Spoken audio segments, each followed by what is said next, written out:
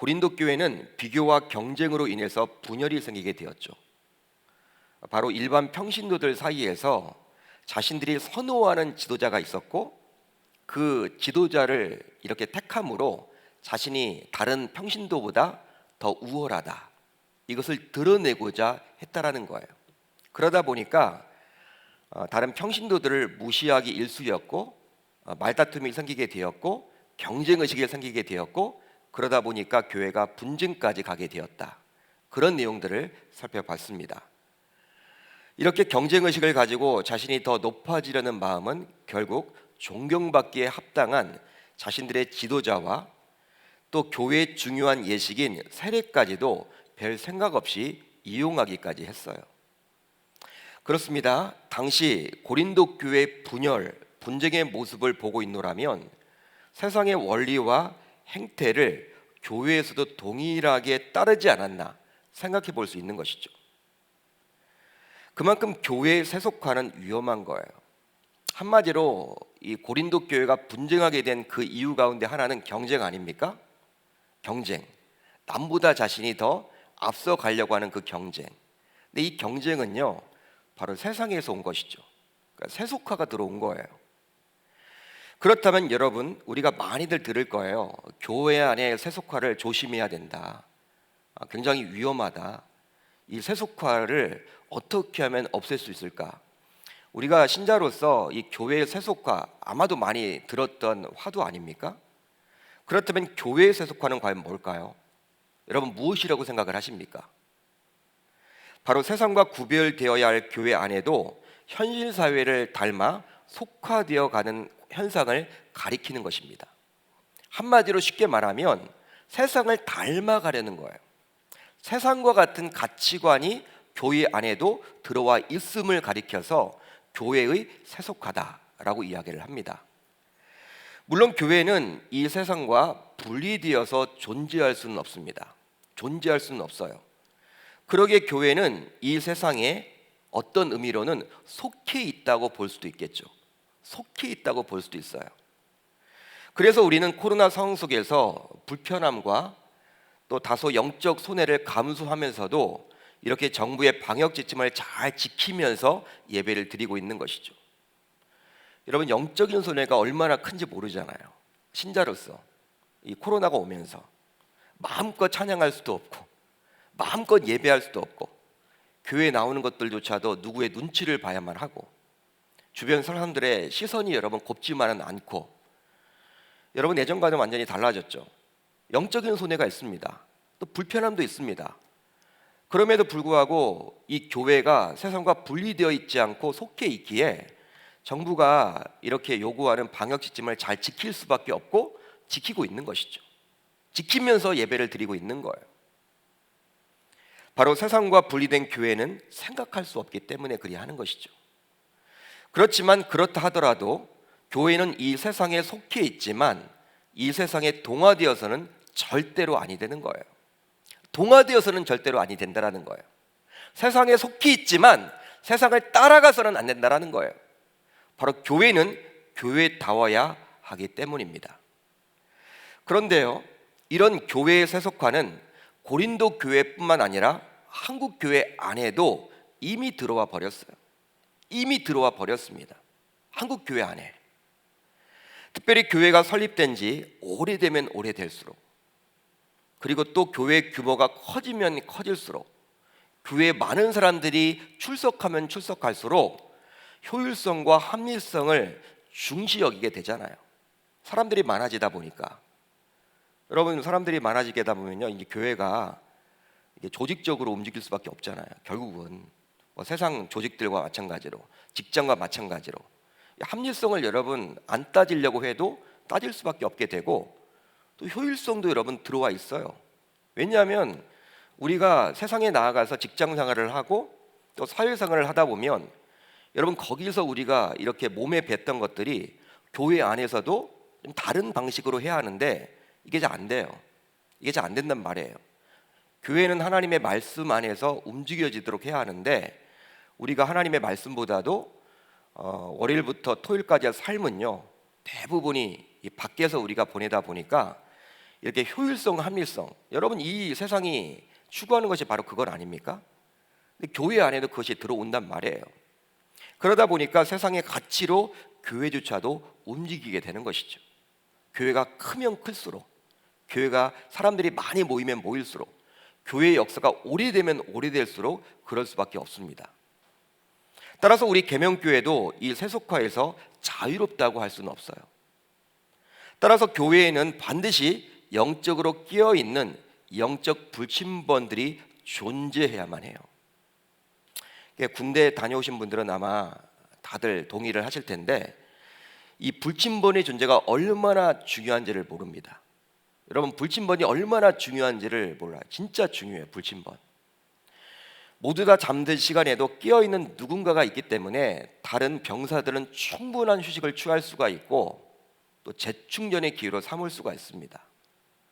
여러분, 수십 명이 여러분 같이 잠을 자잖아요. 수십 명, 가족들이 아닙니다. 여러분, 숙면을 취하려면요, 이 불안한 마음이 없어야 될 거 아니에요. 불안한 마음이. 여러분, 잠을 자게 되면요, 이제 그 순간에는 무장해제잖아. 무장해제. 어떤 일이 벌어질지 몰라요. 누가 불을 지를지, 누가 자기를 죽일지, 해를 가할지. 근데 누군가 믿을 수 있는 불침번이 있다. 여러분, 그런 생각을 갖게 되면요, 숙면을 취할 수 있게 되는 것이죠. 그러니까 불침번이 여러분 얼마나 중요한지 몰라요. 깨어 있어야 되는 것이죠. 마찬가지로 영적 불침번은 우리 교회가 과연 성경 말씀대로 올바른 방향으로 나아가고 있는지, 또 우리 교회가 세상에서 어떻게 비춰지고 있는지를 매 순간마다 점검하는 거예요. 여러분, 이런 영적 불침번이 많은 교회야말로 세속화의 물결 속에서도 교회를 순수하게 지켜낼 수가 있습니다. 말씀대로 여러분 교회가 이렇게 잘 되어가고 있는지, 나아가고 있는지를 영적 불침번들이 이렇게 끼어서 있기에 자기 교회를 잘 이렇게 살펴볼 수가 있게 되는 것이죠. 따라서 저는 개인적으로 소망하는 바가 있어요. 바로 여러분들 모두 영적 불침번이 모두 다 되었으면 좋겠습니다. 제가 아무리 바쁘더라도, 아무리 분주하더라도 말씀과 기도 생활을 최우선으로 둘 수 있는 자들로서 우리 교회가 세속화되지 않도록 최일선에서 수고하는 자들이 모두 다 되실 수 있기를 우리 주님의 이름으로 축원합니다. 여러분, 이것을 목표로 삼으셨으면 좋겠어요. 많이 필요 없습니다. 제가 새벽에 나오신 여러분들이 정말 그런 영적 불침번들이 다 되셨으면 좋겠습니다. 여러분, 군대에 가도 불침번들은요, 소수의 불침번들이 여러분 그때를 다 지키잖아요. 마찬가지예요. 교회를 다닌다고 해서 모두 다 여러분 영적 불침번이 될 수가 없습니다. 그렇기 때문에 정말 새벽을 깨우는 분들, 또 자신이 여러분들 하나님 앞에서 기도 생활과 이 말씀 생활을 지속적으로 또 정한 시간에 하시는 분들이 정말 교회를 이렇게 깨워서 나가야 하는 것이죠. 이거 목회자만 하는 게 아니에요, 여러분. 담임 목사에게만 그걸 맡기지 마시고 평신도인 여러분들이 그런 역할을 감당해 나아갈 수 있기를 바랍니다. 이런 영적 불침번들이 많아지면 많아질수록 그 교회가 바로 좋은 교회인 거예요. 왜냐하면 세속화가 덜 들어오기 때문에, 세속화에 덜 물들기 때문에 그런 교회가 건강한 교회가 되리라 저는 믿어요. 자, 이제 다시 오늘 말씀 안으로 들어가 볼 텐데요. 자, 이제 오늘 말씀을 보게 되면 바울은 고린도 교회가 분열하게 된 그 원인을 말하고 있습니다. 그 원인을 말해주고 있어요. 그래서일까요? 복음의 내용을 다시 한번 확인시킴으로 독자인 저와 여러분들을 일깨우고 있는데요. 그렇다면 왜 바울은 다시금 복음, 즉 십자가 이야기를 하고 있는 것일까요? 우리가 지난 시간 17절까지 살펴봤습니다. 오늘 살펴볼 내용은 18절부터 시작되는데 이 18절이 시작되면서 십자가 이야기를 시작하고 있죠. 이렇게 여러분, 왜 바울은 십자가 이야기를 하고 있는 것일까요? 바로 고린도 교회는 십자가를 배워서 잘 알았지만 지도자들을 두고 갈등을 빚었기 때문입니다. 십자가를 몰랐던 것이 아니에요. 고린도 교회는 바울이 이미 여러분 다 십자가를 전했습니다. 십자가 복음을 다 전했어요. 한마디로 예수를 믿고 알아요. 그리고 예수를 섬기고 있습니다. 신앙생활을 열심히 해옵니다. 그렇지만 지도자들을 두고 갈등을 빚었기 때문에 십자가에 대해서 혹시 잊은 것이 아닌지 바울은 이런 생각이 들었기 때문에 고린도 교회를 다시 한번 가리키려고 하는 거예요. 십자가를 놓치고 살면서 신앙생활을 하고 있지 않은지 그런 생각이 들었기 때문에 바울은 이 고린도 교회 성도들에게 이 십자가에 대해서 다시 한번 이야기를 해주고자 하는 것이죠. 그러면 교회의 분열을 사전에 막기 위해서 왜 십자가를 제대로 알아야만 하는 것일까요? 여러분, 그 이유가 있겠죠. 교회 분열을 사전에 막기 위해서 왜 십자가를 제대로 알아야만 하는 것일까요? 바로 교회는 그리스도께서 피로 사셨기 때문입니다. 피로 사셨기 때문에 그래요. 따라서 교회의 주인은 그리스도세요. 그리스도십니다. 즉 교회의 주인은 목사도 아니고 장로도 아니고 오래 교회를 다녔다고 해서 여러분 교회 주인이 되는 것이 아니고 또 헌금을 많이 한 자의 것도 결코 아니에요. 교회의 주인은 누구입니까? 그리스도세요. 왜? 자신의 피로 사셨기 때문에. 그러기에 그리스도께서 지셨던 그 십자가의 길을 제대로 알 때만이 우리가 교회를 대할 때 조금이나마 제대로 이해할 수가 있고, 그렇게 되므로 그리스도가 교회의 분열을 어떻게 생각하는지를 알 수 있기에 성도라면 십자가의 길을 온전히 알아야만 하는 거예요. 여러분, 우리가 이 십자가를 정말 제대로 알게 되면요, 교회를 깨트리지 않습니다. 교회를 깨는 그런 악행을 저지를 수가 없어요.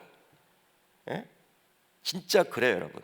이 교회, 여러분 교회가 자신이 여러분 주인이라는 생각을 갖게 되면요, 이제 여러분 교회 분열을 여러분 일으키는 앞잡이가 될 수도 있다라는 거예요. 앞장서서 여러분 그렇게 할 수도 있다라는 거예요. 내가 주인이라고 생각이 될 때는. 근데 그리스도가 정말 주인이다. 이 교회, 내가 보기에는 굉장히 불합리하고 연약하고 비합리적이고 뭔가 모순된 점이 많이 보이는 이 교회일지언정 이런 교회조차도 그리스도께서 피로 사셨다, 피로 희생을 하셨다, 이걸 여러분 제대로 안다면요, 그렇게 함부로 행동할 수가 없다라는 것이죠. 바울은 이런 영적 원리를 알았기에 오늘 말씀을 시작하면서 다음과 같이 말씀을 합니다. 십자가의 도가 멸망하는 자들에게는 미련한 것이요 구원을 받는 우리에게는 하나님의 능력이라. 여러분, 이 말씀은 십자가의 도로 시작을 합니다. 이 구절에 나와 있는 십자가의 도, 여기에 나와 있는 이 도는 무엇을 말하는 것일까요? 이 도, 십자가의 도, 헬라어 원어를 보게 되면요, 바로 로고스를 뜻합니다. 로고스, 로고스. 요한복음 1장에 나와 있는 이 말씀이 바로 로고스인데 여기에 나와 있는 이 도가 바로 로고스예요. 같은 단어를 쓰고 있어요. 그러게 십자가의 도는 바로 십자가에 대한 말씀이에요. 십자가에 대한 말입니다. 즉 그리스도께서 십자가에서 돌아가시고 부활하심으로 말미암아 인간이 구원을 얻게 되었다라는 기독교 진리의 진수에 대한 증거를 나타내는 거예요. 그런데 이 십자가의 도가 누구에게는 미련한 것이요 또 누구에게는 하나님의 능력이라고 말씀을 해주고 있습니다. 바로 동일한 십자가를 바라보면서도 어떤 사람은 십자가를 미련한 것으로 보고요, 또 어떤 사람은 십자가를 하나님의 능력으로 본다라는 거예요. 동일한 십자가를 바라보면서 바로 멸망하는 자들, 즉 하나님을 거절하는, 즉 세상에 속해 있기에 장차 심판받을 그들에게 있어 십자가는 미련한 것이 되지만 구원받은, 즉 저와 여러분들에게는 하나님의 능력이 되는 거예요. 할렐루야, 할렐루야. 즉 바울은 멸망과 구원, 또 미련함과 능력을 대조해주고 있습니다. 여러분 18절을 자세히 보세요. 사도 바울은요, 멸망과 구원 그리고 미련함과 능력을 지금 대조해주고 있어요. 그러면서 바울은 자신을 포함한 구원받은 우리들과 세상 불신자들을 대조해주고 있죠. 대조해주고 있어요. 그러니까 저와 여러분들처럼 하나님을 믿는 신자들과 불신자들을 대조해주고 있다는 거예요. 여러분, 이렇게 바울이 신자와 불신자로 구분하는 이유가 있습니다. 구분하는 이유가 있어요. 그 이유는 바로 무엇이냐면 하나님의 관점이 그리하기 때문에 그래요. 하나님께서 사람을 보시죠. 보실 때 어떤 기준에 의해서 판단을 하시고 구분을 하시느냐? 우리 인간들은요, 보통 눈에 보이는 것들을 가지고 판단하고 구분을 짓잖아요. 소위 가진 자와 가지지 못한 자. 우리 인간은 여러분 그런 관점입니다.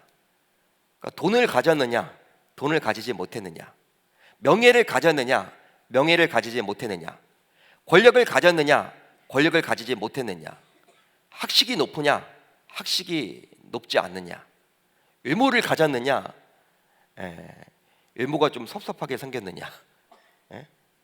여러분, 우리 인간은요, 다 가졌다, 가지지 못했다, 이 소유에 의해서 모든 것들을 판단합니다. 그렇지만 하나님은 달라요. 하나님은 부한 자와 가난한 자로 구분하지 않아요. 학식이 높은 자와 낮은 자로 구분하지도 않고, 오직 주님께서는 신자와 불신자로 구분을 하십니다. 이것을 바울이 알았기에 바울도 그리 지금 구분을 하고 있는 것이죠. 우리 신자들은 예수 그리스도께서 우리 대신 십자가에 달려 죽으심으로 구원을 받았기에 그 십자가가 바로 하나님의 능력이 되는 것임을 알고 있는 것이죠. 능력이라고 고백을 할 수가 있는 거예요. 왜냐하면 우리의 공로와 선행으로는 절대로 구원을 받을 수 없음을 저와 여러분들 스스로 너무나도 잘 알기에 우리 주님의 십자가 덕분에 구원을 받을 수 있다라고 여기기 때문에 이 십자가를 바라보면서 야, 하나님의 능력이야, 이렇게 말할 수 있다라는 것이죠. 왜? 우리가 여러분 아무리 노력을 해도, 우리가 선행을 쌓아도 구원받을 수 없는데, 내가 구원받기까지 그 십자가가 그런 역할을 했음을 알고 믿고 인정하기 때문에 그 십자가를 바라볼 때마다 야, 하나님의 능력이구나, 그렇게 여러분 주장할 수 있다라는 거예요. 여기게 된다라는 것이죠. 그러기에 그 십자가 앞에서 무릎을 꿇고 눈물을 흘리며 그 십자가 정신으로 살겠노라고 다짐하고 결단하기도 합니다.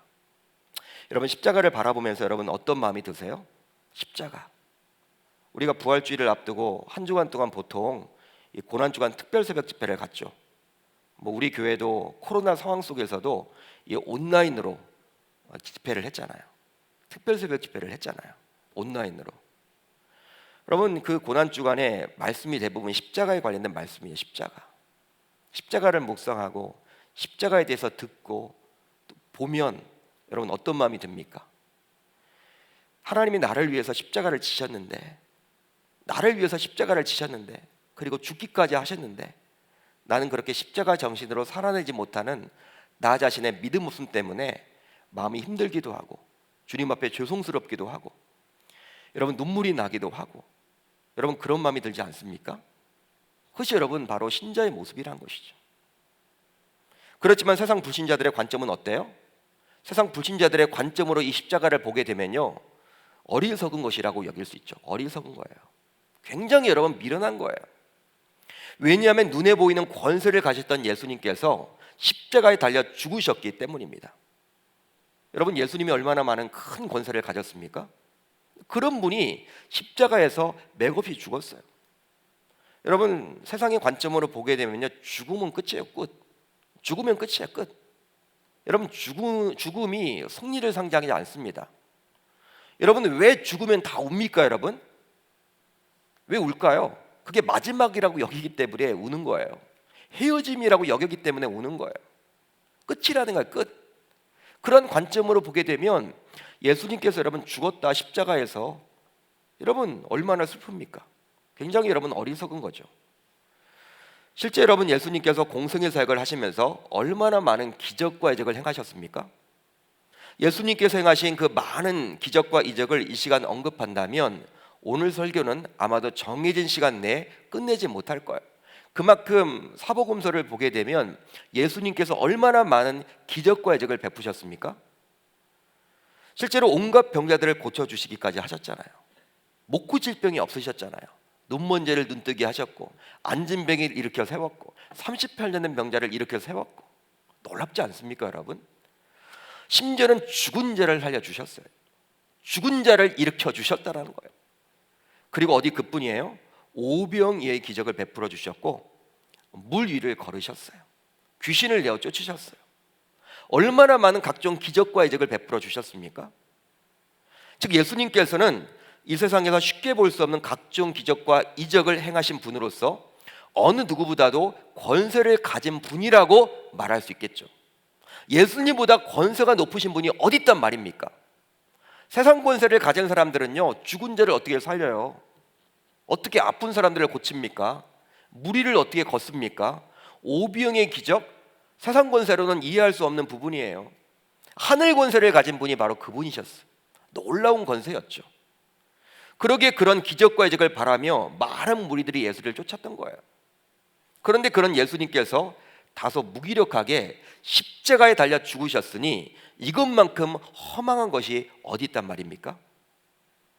당시 많은 유대인들은 예수님께서 십자가에 달려 죽으심을 바라보면서 다음의 율법을 떠올렸을 거예요. 나무에 달린 자는 하나님께 저주를 받았음이니라. 이 신명기의 율법을 떠올렸을 거예요. 당시 유대인들은 예수님이 십자가에 달려서 죽는 모습을 바라보면서. 그러게 예수님께서 나무로 만들어진 십자가에 달려 죽으심은 곧 하나님의 저주를 받아서 그리 된 것이라고 여겼던 것이죠. 그런데 당시에 바울이 말하고자 하는 바는 고린도 교회 성도들은 이미 십자가를 하나님의 능력이라고 알고 믿고 섬겨왔음에도 불구하고 마치 세상 불신자들처럼 행동하고 있음을 꾸짖고자 하는 거예요. 예수님이 십자가에 달리셨을 때 유대인들은요, 많은 사람들은요, 어리석은 것이라고 여겼어요. 미련한 것이라고 여겼단 말이에요. 하나님의 저주를 받아서 십자가에 달렸다, 그렇게 여겼기 때문에 이것만큼 미련한 것이 없다, 그렇게 여겼단 말이에요. 근데 바울이 말하고자 한 말은 고린도 교회 성도들은 이미 십자가 정신을 알아요. 배웠습니다. 그리고 믿습니다. 그럼에도 불구하고 마치 세상 불신자들, 마치 예수님이 십자가에 달리셨을 때 그 유대인들처럼 그렇게 왜 미련하게 여기고 있느냐, 그렇게 어리석은 것으로 왜 너희들은 바라보고 있느냐, 그것을 지금 꾸짖고자 함이에요. 따라서 다시 한번 십자가에 대해서 말씀해주고 있는 것이죠. 여러분, 십자가를 바라볼 때 십자가는 바로 무엇이라고요? 하나님의 능력이 됨을 이 시간 고백하고 돌아갈 수 있기를 주님의 이름으로 축복합니다. 십자가를 통해서 우리가 구원을 받았기 때문에, 예수님께서 십자가에서 돌아가심으로 저와 여러분들을 구원시켜 주셨잖아요. 우리가 십자가를 대신 져야 하는데, 우리가 죽어야 하는데, 우리 대신에 십자가를 지신 그분, 이것을 꼭 기억할 수 있기를 바랍니다. 절대로 어리석은 것이 아니라는 것이죠. 그런데 여러분, 오늘 본문을 자세히 보세요. 오늘 본문을 자세히 보시면 십자가의 도가 하나님의 능력뿐만 아니라 또 무엇이라고 이야기를 합니까? 하나님의 지혜라고 나와 있어요. 하나님의 지혜다. 자, 오늘 본문 24절을 우리 한번 같이 읽어봅니다. 시작. 오직 부르심을 받은 자들에게는 유대인이나 헬라인이나 그리스도는 하나님의 능력이요 하나님의 지혜니라. 하나님의 지혜니라. 그리스도는 하나님의 능력이요 하나님의 지혜니라. 더욱이 지혜라는 단어, 여러분 19절에 나와 있습니다. 한번 여러분들이 가지고 있는 성경을 보세요. 19절. 지혜라는 단어가 나와 있죠. 20절에도 나와 있습니까? 안 나와 있습니까? 나와 있죠. 21절에도 나와 있어요. 또 22절에도 나와 있어요. 25절에도 나와 있어요. 등등등 너무나 많아요. 너무나 많습니다. 반복해서 계속 지혜라는 단어를 쓰고 있단 말이에요. 지혜, 하나님의 지혜다. 그렇다면 왜 바울은 십자가를 가리켜 하나님의 지혜라고 언급해주고 있는 것일까요? 여러분, 십자가를 가리켜서 왜 하나님의 지혜라고 언급해줍니까? 바로 세상 사람들이 추구하는 세상 지혜로는 결단코 하나님을 알 수도 없고 하나님의 구원을 얻을 수도 없다라는 점을 분명히 하기 위해서였죠. 그러니까 세상 지혜가 아니라 하나님의 지혜라는 거예요. 그러기에 하나님께서는 이사야 선지자를 통해서 이미 오래전에 다음과 같이 말씀을 해주셨어요. 그러므로 내가 이 백성 중에 기이한 일, 곧 기이하고 가장 기이한 일을 다시 행하리니 그들 중에서 지혜자의 지혜가 없어지고 명철자의 총명이 가리워지리라. 가려지리라. 여러분, 이사야 선지자를 통해 하나님께서 이사야 선지자를 통해서 이렇게 말씀해 주셨어요. 구약 시대. 그런데 여러분, 이 이사야서의 문맥을 살펴보게 되면요, 하나님께서는 인간이 스스로 만든 계명과 입술로만 자신을 경배하는 것에 대해서 한탄하고 계심을 알 수가 있습니다. 바로 다음의 구절을 통해서 확인할 수가 있는데요. 여러분, 이 본문의 앞구절이에요. 13절을 보면 이렇게 나와 있어요. 주께서 이르시되 이 백성이 입으로는 나를 가까이 하며 입술로는 나를 공경하나 그들의 마음은 내게서 멀리 떠났나니 그들이 나를 경외함은 사람의 계명으로 가르침을 받았을 뿐이라. 실제로 그와 같은 행위로서는 결코 하나님으로부터 구원을 얻을 수가 없습니다. 구원을 얻을 수 없어요. 그러기에 하나님께서는 자신의 사랑을 얻으려는 수단으로 사용된 인간의 지혜와 총명을 없애겠다라고 이사야, 우리가 방금 전에 살펴봤던 29장 14절에서 말씀하셨던 것이죠. 바울도 역시 마찬가지였어요. 인간의 지혜로서는 결단코 구원을 얻을 수 없다라는 주장, 즉 오늘 본문 20절 이하에 나오지 않습니까? 20절 이하에 그런 내용이 나와요. 이것을 말하기에 앞서서 오늘 본문 19절에서 이사야 29장 14절의 말씀을 그대로 인용해 주고 있습니다. 기록된 바 내가 지혜 있는 자들의 지혜를 멸하고 총명한 자들의 총명을 폐하리라 하였으니. 사도 바울은요, 구약에 여러분 이 말씀을 굉장히 여러분 인용해서 지금 논리를 펴나가고 있는 거예요. 그러니까 세상 지혜로는요 구원을 얻을 수 없다라는 거예요. 하나님을 알 수가 없다라는 거예요. 그것을 말씀해 주고자 이사야 선지자의 그 말씀을 지금 가져다가 인용해 주고 있어요. 여러분, 고린도 교회에는 당시 많은 헬라인들도 있었습니다. 많은 헬라인들이 있었죠. 그런데 그들, 즉 헬라인들은 예수님을 믿게 되었음에도 불구하고 여전히 헬라적인 사고의 방식을 가지고 있었단 말이에요.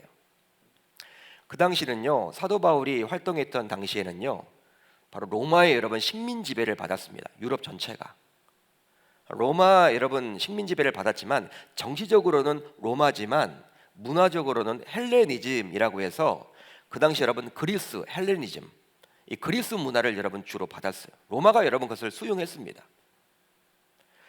그 헬라적인 사고는 바로 지혜를 추구하라는 것이었죠. 지혜를 추구해라. 여러분, 우리가 잘 알다시피 소크라테스, 플라톤 많이 들어보셨죠? 우리가 학교 다닐 때 도덕 시간에 많이 배웠던 내용 아닙니까? 그 철학자들. 근데 그런 철학자들 모두 다 그리스 사람들이에요. 그리스 사람들입니다. 철학이라는 영어 단어 필라소피라는 단어를 쓰는데 필라소피, 이 필라소피가 어떻게 나왔느냐? 그 뜻은 무엇이냐면요, 고대 히라버인 필레인, 즉 사랑하다 이란 뜻과 소피아, 즉 지혜의 합성어라고 합니다. 그러니까 필라소피, 이 철학이란 단어의 뜻은 무엇이냐면요, 지혜를 사랑하다, 그런 뜻이에요. 지혜를 사랑하다. 그래서일까요? 당시 고린도 교회에 있었던 헬라인들은 지혜 추구를 위해서 굉장히 많은 시간을 할애하면서 노력을 기울였던 것 같아요. 하나님 믿는다고 하면서도 세상의 지혜를 굉장히 여러분 추구했던 것 같아요. 그런데 그런 인간적인 지혜를 통해서는 결단코 하나님으로부터 구원을 얻을 수가 없습니다. 왜냐하면 보이지 않는 하나님은 인간 지혜로 알 수 있는 분이 결코 아니기 때문이죠. 오직 하나님께서 스스로 자신을 계시하고 구원 과정을 보이셔야지만 가능한 거예요. 여러분, 이것에 동의가 되시면 아멘 하십시오. 따라서 우리 신자들은 신앙의 근본 원리를 자신의 이성이나 지혜에 둘 것이 아니라 절대 지혜자이며 구원의 주체이며 완성자가 되시는 여호와 하나님과 그분의 말씀에 두고 생활해야 함을 우리 주님의 이름으로 축복합니다. 그렇습니다. 하나님의 구원의 방법은 우리들의 생각과 예측을 뛰어넘어요. 여러분, 예측과 우리의 계획, 우리의 생각을 뛰어넘습니다. 하나님의 구원의 계획은 여러분 우리들을 모두 뛰어넘는다라는 거예요. 오직 십자가의 도, 즉 십자가의 말인 복음 전도, 즉 선포의 어리석은 것을 믿는 자들을 구원하시기 때문이죠. 그냥 여러분 우리의 아무런 수고와 대가를 치르지 않고 믿기만 하면 되는 거예요. 믿기만 하면. 예수를 믿으세요 라고 했을 때 그것에 반응해서 믿기만 하면 우리는 구원을 받아요. 그러게 인간의 이성적인 사고로 그것을 보게 되면요, 야, 이것은 굉장히 미련한 짓이죠. 여러분, 어떤 대가를 치르고 나서 우리가 여러분 구원을 얻어야 될 텐데, 우리가 여러분 그것이 합리적인 사고라고 여기잖아요. 값을 치르고 나서 그걸 획득해야 되잖아요. 예를 들어 여러분, 이 컵을 이렇게 자기가 소유하려면 돈을 주고 여러분 컵을 사야 되잖아요. 예? 그게 여러분 우리의 합리적인 이성적인 잣대 아닙니까? 생각 아닙니까? 근데 구원을 얻는다, 구원을 받는다, 값없이 구원을 받는다. 여러분, 우리 이성적인 사고로 볼 때는요, 이 말이 되지 않는 거거든요. 말이 될 수 없는 거예요. 그렇기 때문에 굉장히 미련한 짓이요, 어리석은 것 같이 보이지만 하나님은 그런 방법을 굉장히 고수하십니다. 이럴 때 하나님의 구원 방법은 세상 지혜를 무색하게 만드는 것이죠. 세상 지혜는요, 값을 치르고 나서 얻을 수 있다는 거예요. 그렇지만 하나님의 이 구원의 방법은 세상 지혜의 그런 방법이 아니죠. 그렇기 때문에 하나님의 지혜는요, 이 세상 지혜를 초월하는 거예요.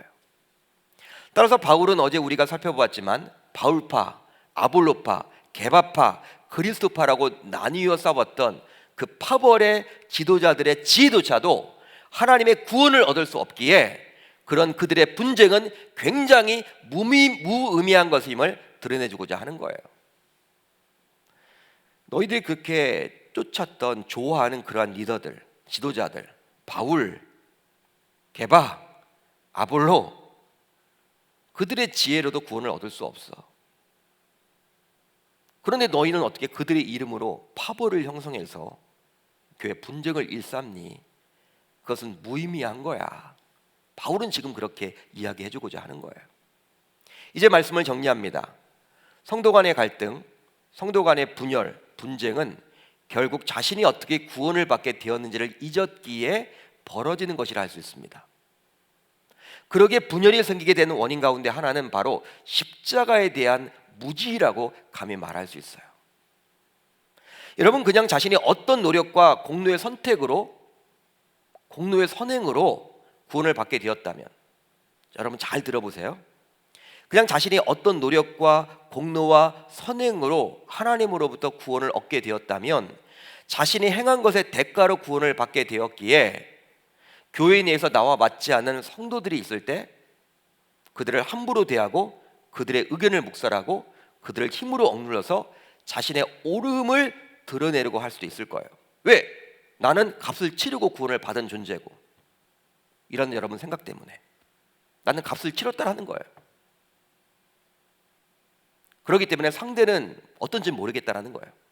상대는 어떤 값을 치르는지 모르지만 나는 아무튼 이런 희생을 치르면서까지 내가 구원을 받았기 때문에 내가 더 의롭다, 내가 더 옳다. 상대는 모르겠다. 상대보다 내가 인격적으로 봐도 더 많은 희생을 치렀을 거야, 이런 생각으로 여러분 이렇게 상대를 대하고, 상대 여러분 나랑 다르면요, 그들의 의견은 그냥 묵살해버리고 그들을 힘으로 억눌러서 자신이 더욱더 의롭다함을, 옳다라는 것을 드러내려고 할 거예요. 그렇지만 우리들은 구원을 위해서 전혀 한 것이 없습니다. 구원을 위해서 전혀 한 게 없어요. 아니, 오히려 구원받을 자격이 없는 자들이죠. 저와 여러분들은 세상 불신자들에 비해서 우리가 그들보다 수픽이 더 높은 게 아니에요. 더 인물이 좋은 것도 아닙니다. 더 부자도 아니에요. 더 인품이 좋은 것도 아니에요.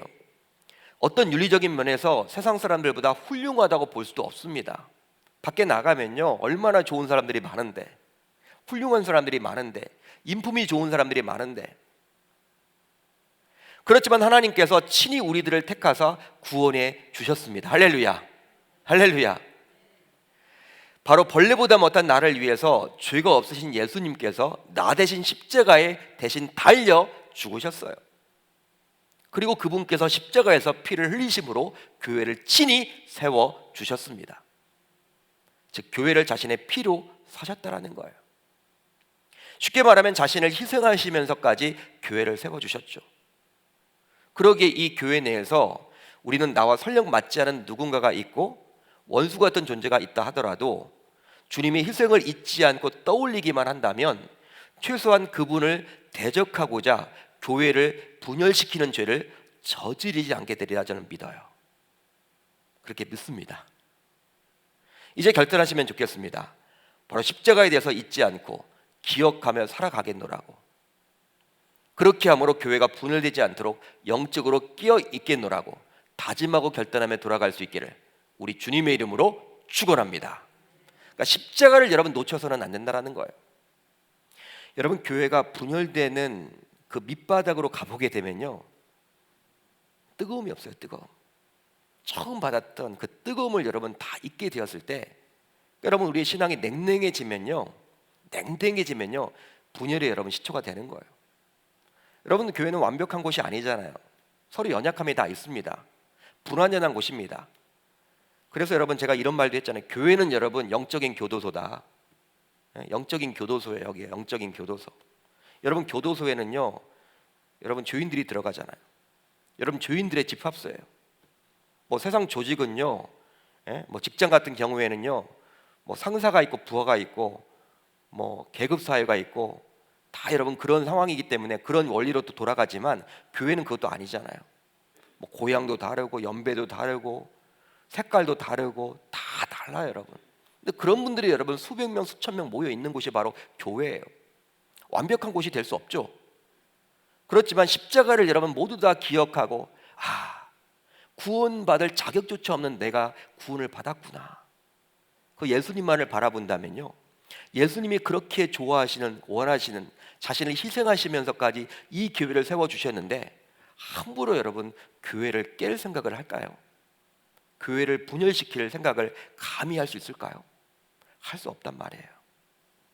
여러분, 냉랭해지면요, 영적으로 여러분 냉랭해지고 차가워지면요, 뜨거움을 상실하게 되면요, 즉 십자가를 놓치게 되면요, 상대 여러분 그러한 좋지 않은 모습들, 이 단점이 굉장히 크게 보임으로 말미암아 자신을 드러내려고 하는 그러한 모습 속에서 교회를 깨게 되는 경우들이 굉장히 많더라는 것이죠. 바울은 그것을 알았기 때문에 지금 영적으로 진단합니다. 바로 십자가에 대한 무지, 이것이 바로 교회의 분열을 일으키는 첫 번째 원인이 됨은 바울은 지금 이야기를 해주고 있어요. 48년 동안 하나님께서 은혜를 베풀어 주셔서 우리 계명교회는 큰 어려움 없이 달려왔어요. 정말 앞으로의 48년도 이런 영적 원리를 꼭 여러분들이 기억하셔서 말 한마디를 하더라도, 행동 하나를 하더라도 정말 주님께서 나를 과연 어떻게 바라보고 계실까? 나랑 여러분 마음이 안 맞는 분들이 분명히 있죠. 원수 같은 존재들이 여러분 교회 안에도 분명히 있을 거예요. 그렇지만 그들조차도 하나님이 자신을 십자가에 달려 죽으심으로 그분도 구원시켜 주셨다는 그 사실, 나도 구원을 받았지만 그분도 구원해 주셨다는 사실. 여러분, 그렇다면 주님 바라보시더라도 내가 보기에는 원수지만 주님도 그분을 사랑한다라는 생각을 갖게 되면요, 우리가 함부로 대할 수 없다라는 사실, 여러분 이 수업에 꼭 기억하고 돌아갈 수 있기를 우리 주님의 이름으로 축원합니다.